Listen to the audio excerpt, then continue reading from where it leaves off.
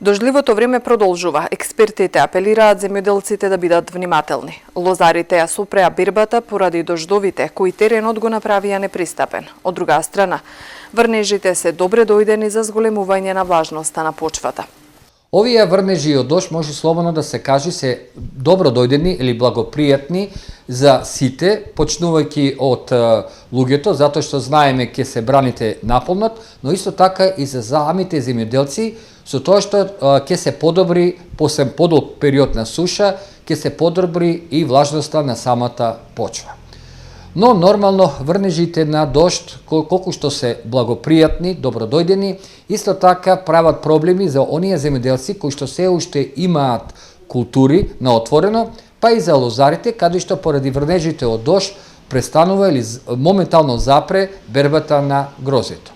Но кај нормално оние земјоделци кои што имаат култури на отворено, пример пиперка најчесто на отворено, треба да се напомене дека треба да овие земјоделци извршат посеб овие врнежи на дожд, хемиска заштита и тоа пред се кај пиперката со употреба на бакарни фунгициди со цел да се спрече појава на бактериоза и нормално одредени инсектициди кои што имаат кратка каренца.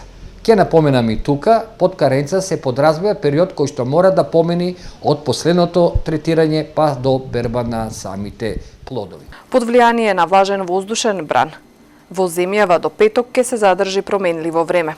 Денеска беше претежно облачно и нестабилно со повремени врнежи од дожд.